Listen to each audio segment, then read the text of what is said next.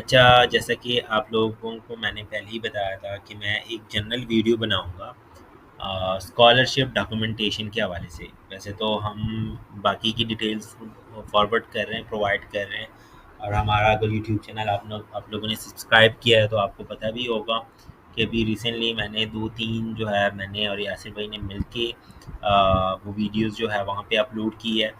लेकिन यहाँ पे जो मेन इशू है जो हम अभी देख रहे हैं तो ज़्यादातर ये जनरल डॉक्यूमेंटेशन के बारे में है, क्योंकि ज़्यादातर स्टूडेंट कंफ्यूज हो रहे हैं एक जगह से एक बात सुन के दूसरी जगह से दूसरी बात सुन के।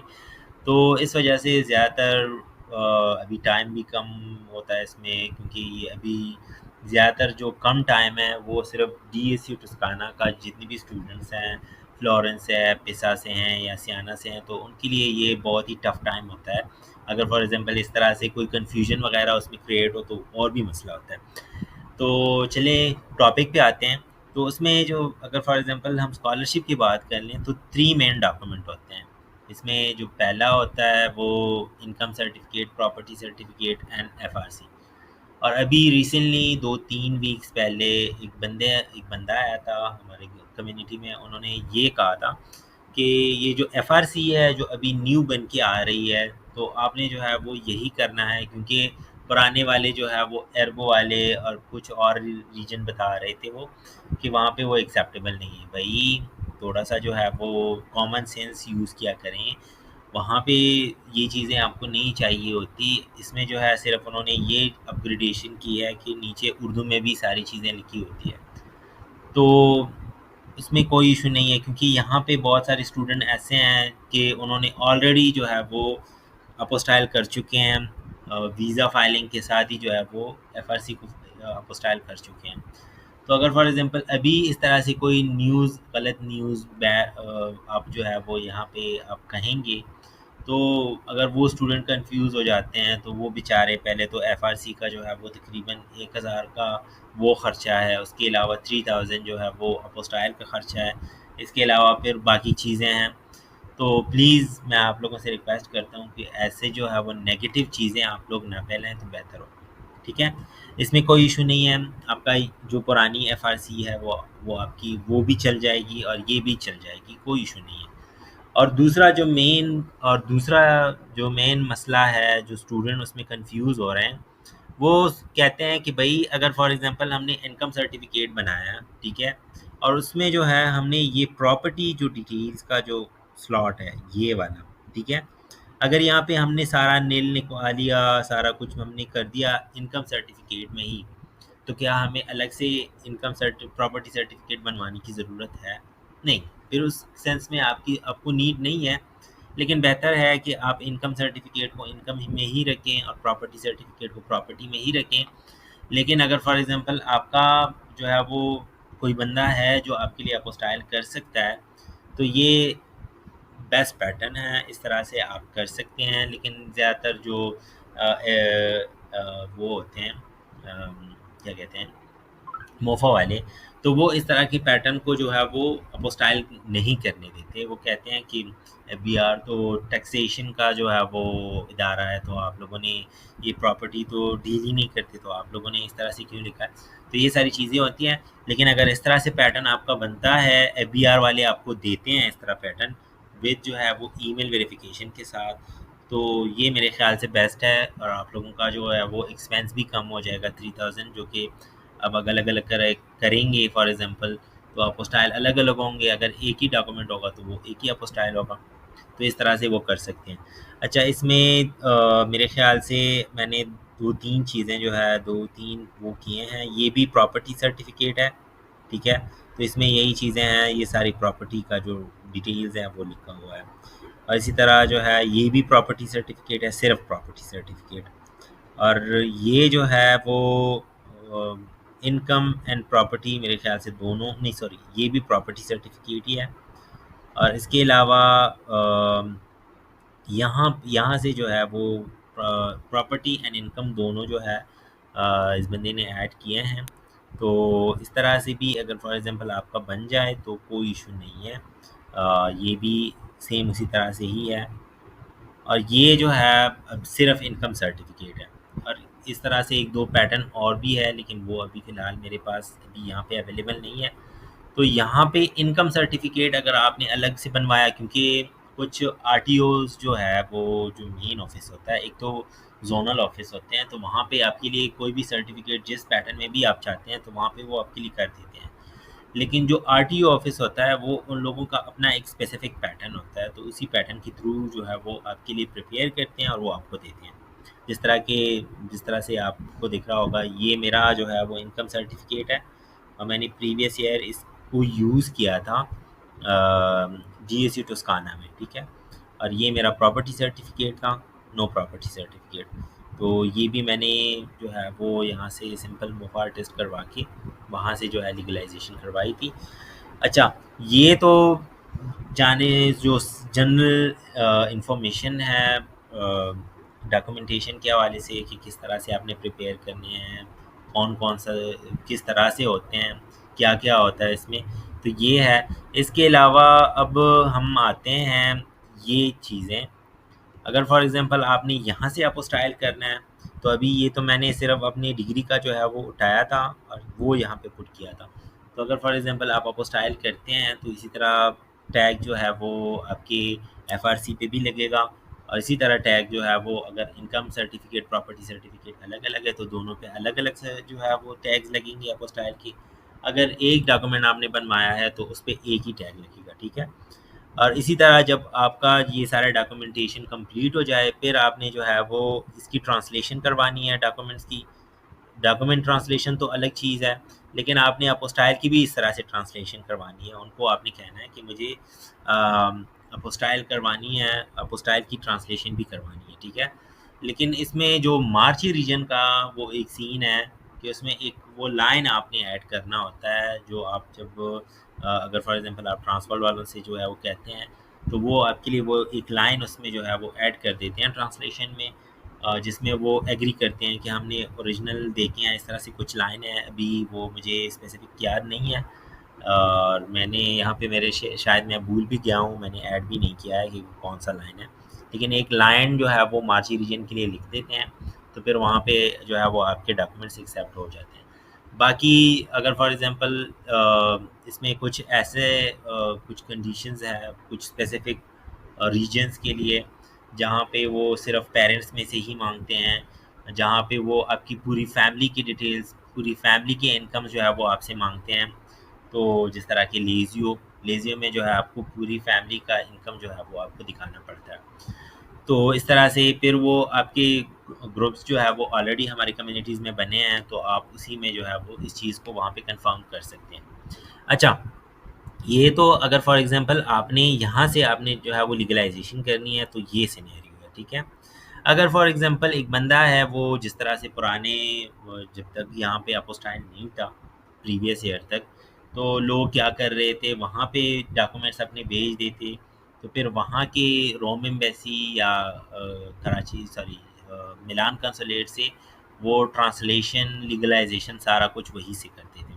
तो ये डॉक्यूमेंट्स मैंने यहाँ से किए हैं, वो भी मेरे पास है। लेकिन इससे ज़रूरी चीज़ एक और है, जो कि मैं आपको दिखाना चाह रहा हूँ। अगर फॉर एग्ज़ाम्पल आप डॉक्यूमेंट्स यहाँ से लीगलाइज़ नहीं करवाना चाहते, क्योंकि मार्ची रीजन का तो आपने यहाँ से अपोस्टाइल ही करवाना होगा क्योंकि वो वहाँ से नहीं होते। तो मार्ची रीजन के अलावा बाकी जितने भी रीजन हैं, तो वो वहाँ से भी अपोस्टाइल ये जो लीगलाइजेशन है, वो करवा सकते हैं। तो उसके लिए क्या करना होगा आपने, ये जो आपके डॉक्यूमेंट्स प्रिपेयर हो जाएँगे, तो आपने वो क्या करना है, वो यहाँ से सिंपल मोफा टेस्ट करवाना है। लेकिन उस सिंपल मोफा टेस्ट के साथ-साथ आपने एक अथॉरिटी लेटर भी जो है वो लिखना है, जिस बंदे के थ्रू आप ये कर रहे हैं, तो उसको एक अथॉरिटी देनी होगी कि भाई ये जो है मैं अपने डॉक्यूमेंट्स फलाना-फलाना बंदे को दे रहा हूँ, ठीक है? और उनका जो है एनआईसी नंबर ये है, पासपोर्ट नंबर ये है, तो ये मेरे बिहाफ़ पे जो है वो कॉन्सुलेट या एम्बेसी से मेरे लिए जो है वो ट्रांसलेशन और लीगलाइजेशन का काम ये करेगा। तो जब ये आपका वहाँ पे चला जाएगा, तो ये मेरे ख़्याल से हाँ, ये मेरे अपने डॉक्यूमेंट्स हैं जो कि कॉन्सुलेट जनरल ऑफ पाकिस्तान जो मिलान में है, तो वहाँ से मेरे लीगलाइज़ एंड वो ट्रांसलेट हुए हैं। तो इस तरह से आपके ये डॉक्यूमेंट जो है वो इटालियन में ट्रांसलेट हो जाएँगे और इस तरह से सारी चीज़ें लिख दी जाएगी। और इसमें जो है ये परफतूरा स्टैम्प और ये सारी चीज़ें वहाँ पे लगेंगी। फिर उसके बाद जब ये आपके डॉक्यूमेंट्स कंप्लीट हो जाएंगे, तो अगर डॉक्यूमेंट्स जो अगर मैं डीएसयू की बात करूँ, तो डीएसयू का जो है वो प्रीवियस ईयर, इस ईयर मेरे ख्याल से 5 सितंबर आपने जो है वो दोपहर के 1 बजे से पहले पहले अपने डॉक्यूमेंट्स उनको भेजने होते हैं, ओरिजिनल भी, और ये जो ट्रांसलेशन आपने करवाई है, चाहे यहाँ से लीगलाइजेशन करवाई है या वहाँ से की है, तो ये भी आपने वहाँ से उन तक जो है वो डेडलाइन से पहले पहले आपने भेजने होते हैं। कुछ रीजन के फिर ऐसे हैं कि आपको वो टाइम देते हैं कि इस टाइम तक जो है वो आपने ऑनलाइन हमें अपलोड करने हैं डॉक्यूमेंट्स। कुछ रीजन के सीन ये होता है कि आपने जब आपको वीज़ा मिल जाता है, यहाँ से आप चले जाते हैं, तो आपने बाय सेल्फ जो है वहाँ पे जाके परपतूरा से जो है वो बाकी जो काफ ऑफिस से जो है वो सारा कुछ आपने खुद करना होता है, और वहाँ पे जो रीजनल ऑफिस होता है वहाँ पे अपने डॉक्यूमेंट्स आपने सबमिट करने होते हैं। तो वो आपकी रीजन के हिसाब से ऑलरेडी आपकी ग्रुप्स बने हैं, तो वहाँ पे आप ये चीज़ें, ये इन्फॉर्मेशन आप वहाँ से ले सकते हैं। अच्छा, तो अभी ये जो है यासिर भाई ने प्रीवियस ईयर मिलान, सॉरी, रोम एम्बेसी से करवाए हैं। तो रोम एम्बेसी का इस तरह से होता है, ठीक है। ये इस तरह से एक डॉक्यूमेंट आता है जिसमें वो जो है आपकी फैमिली डिटेल्स और प्रॉपर्टी डिटेल्स, और उसके साथ साथ जो है वो आपके जो इनकम वगैरह है, तो वो सारा इसी एक ही डॉक्यूमेंट पे जो है वो आता है, ठीक है।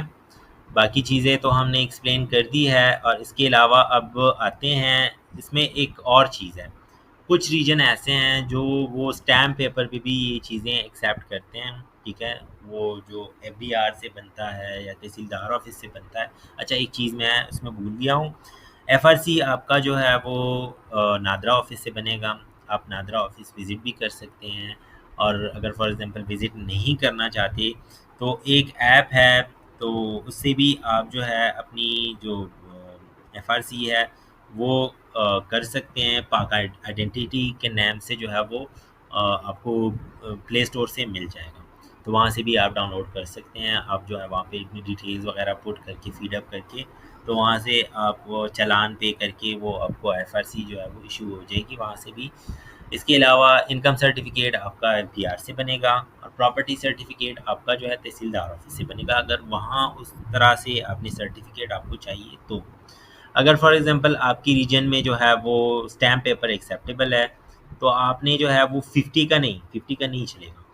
100 के ऊपर से, जो 100 के ऊपर का जो भी जो है आपको स्टैम्प पेपर मिलता है, तो आप उसी पे इसका प्रिंट आउट निकाल के आप उसको ऑन, क्योंकि किसी रीजन में ऑनलाइन अपलोड करना होता है, किसी में जो है वो अपने साथ लेके जाके वहाँ पे बाय सेल्फ जो है फिज़िकली ऑफिस में सबमिट करना होता है। लेकिन ऑनलाइन अप्लाई करना मस्ट है, आपने ऑनलाइन अप्लाई ज़रूर करना होगा। बाकी चीज़ें मेरे ख़्याल से तो मैंने ऑलरेडी सारे कुछ क्लियर कर दिए हैं। उसमें ये है कि कुछ रीजन में आपने जो है वो इंग्लिश ट्रांसलेशन के साथ साथ अपने इटालियन ट्रांसलेशन में भी एक एक स्टैम्प पेपर बनवाना होगा, लेकिन वो तो इजी है। आप जो है गूगल ट्रांसलेटर यूज़ करके इसको ट्रांसलेट करवा सकते हैं, जो कि आपने जो भी कुछ इंग्लिश में लिखा है तो वो आप इटालियन में ट्रांसलेट कर सकते हैं, वो तो इसमें कोई इशू नहीं है, वो तो आप कर सकते हैं। और इसमें जो है वो 2 तरह के स्टैम्प पेपर आते हैं, एक ई स्टैम्प होता है, और एक जो है इस तरह से स्टैम्प पेपर होता है। तो आप दोनों में से कोई भी जो है यूज़ कर सकते हैं, इसमें भी कोई इशू नहीं है। आई होप कि जितना मैंने सारा कुछ बता दिया है, मुझे तो ऐसा नहीं लग रहा कि मैंने कुछ स्किप कर दिया हो, सारा कुछ मैंने बता दिया है। तो इसके अलावा ये भी एक यासिर भाई ने मुझे जो है वो भेजा था सैंपल, तो ये भी वही रॉम एम्बेसी से हुआ है ट्रांसलेशन। लेकिन अगर मैं आपको पर्सनली सजेशन दूँ, तो मेरे ख़्याल से वहाँ से आपको एक्सपेंसिव पड़ेगा, क्योंकि तकरीबन प्रीवियस ईयर जो चार्जेस चल रहे थे तकरीबन 250 यूरो चल रहे थे, 250 यूरोज़, जो कि स्टूडेंट्स ले रहे थे वहाँ पे, जितनी भी स्टूडेंट्स हैं। और इस दफ़ा उन्होंने तो प्रीवियस ईयर तो ऐसा था कि पर पर्सन जो है पर पर्सन 2 अथॉरिटीज़ लेटर जो है वो एक्सेप्ट कर रहे थे। लेकिन इस दफ़ा मेरे ख़्याल से रोम का जो सॉरी मिलान कंसुलेट का वो नोटिफिकेशन आया था, जिसमें वो पर पर्सन 10 अथॉरिटीज़ तक जो है वो आपके लिए ट्रांसलेशन वो कर सकते हैं। तो लेकिन मेरे ख़्याल से आपको यहाँ से जो है वो सस्ता पड़ेगा, यहाँ से फिर ये होगा कि यहाँ से आप अपोस्टाइल करके फिर ट्रांसलेट करके अपने डॉक्यूमेंट्स यहाँ से भेज देने हैं, ट्रांसलेशन भेज देने हैं, ट्रांसलेशन के साथ। और वो डॉक्यूमेंट्स भी मैंने आपको बता दिए थे जनरल, लेकिन मैं यहाँ पे फिर आपको एक्सप्लेन कर देता हूँ कि पहली चीज़ तो आपने ये करनी है कि अगर फॉर एग्ज़ाम्पल डीएसयू की मैं बात कर रहा हूँ, अगर यहाँ डीएसयू से आप डीएसयू को भेजने हैं या किसी और कोई भी रीजन है जो डेडलाइन से पहले आपसे डॉक्यूमेंट्स वो मांगते हैं कुरियर के थ्रू, तो आपने क्या करना है, ये चीज़ें आपने लाजमी इसमें अटैच कर देनी है। एक तो ओरिजिनल डॉक्यूमेंट्स हो जाएंगे, एक ट्रांसलेशन हो जाएगी। इसके अलावा आपने एक अपना एडमिशन लेटर, अगर एडमिशन लेटर नहीं है तो एडमिशन ईमेल होगा, तो वो आपने प्रिंट आउट लगाना ज़रूरी है। इसके अलावा अगर पोर्टल से आपको कोई फ़ील्ड एप्लीकेशन या रजिस्ट्रेशन स्लिप आपको मिलती है, तो वो भी आपने लाज़मी उसके साथ रखना है। इसके अलावा आपका एक फ़ोटो पासपोर्ट की फ़ोटोकॉपी आपने प्रिंट आउट करके वो भी साथ लगानी है। और इसके अलावा जो है मैं एक और चीज़ ऐड करता चलूँ कि जो डिलीवरी सर्विस है, जो क्या कहते हैं, कूरियर सर्विसेज हैं, तो प्रीवियस ईयर मैंने स्काईनेट से किए थे, ठीक है। स्काईनेट का तो तकरीबन 1000 2000 के करीब इसमें जो है वो फ़ायदा आपको मिल जाएगा, मतलब कम रेट होता है उसका। लेकिन उसमें इशू ये है कि वो जो है यहाँ से आपके डॉक्यूमेंट्स खुद जो है वो डिलीवर नहीं करते। वो आपके डॉक्यूमेंट जो है डीएचएल को प्रोवाइड, मतलब फॉरवर्ड कर देते हैं। फिर डीएचएल वाले वहाँ पे, क्योंकि वो आपने खुद तो उनके साथ बुकिंग की नहीं है, तो वो बस जहाँ पे भी जो है वो उनको मिल जाता है एड्रेस, तो वहाँ पे वो छोड़ देते हैं। प्रीवियस ईयर मेरे डॉक्यूमेंट जो है वो खो गए थे, ठीक है। तो काइंडली अगर फॉर एग्ज़ाम्पल आप लोगों ने डॉक्यूमेंट्स भेजने हैं तो 1-2 हज़ार तक जो है वो आपने नहीं देखना है कि ये जो है कूरियर मुझे सस्ता पड़ेगा। किसी और कूरियर को जो है वो देने की ज़रूरत नहीं है। आपने सीधा जो है डीएचएल को जो है अपने डॉक्यूमेंट्स देने हैं, और जो एड्रेस वग़ैरह है आपने बस प्रॉपर तरीके से सारा कुछ लिखना है, ठीक है। और ये सारी चीज़ें आपने इस तरह से प्रिपेयर करनी है। आई होप कि जितना भी स्टार्ट से मैंने एंड तक जो है वो समझाया है वो आपको सारा कुछ समझ आ गया होगा। फिर भी अगर कोई क्वेश्चन हो, मेरा तो नहीं ख्याल कि इस तरह से कोई पॉसिबल है कि कोई क्वेश्चन हो सकता है, लेकिन फिर भी अगर कुछ क्वेश्चंस हैं तो वो तो ऑलरेडी हम कम्युनिटी में लगे हुए हैं, तो हम आपको आंसर करेंगे इंशाल्लाह से। अच्छा,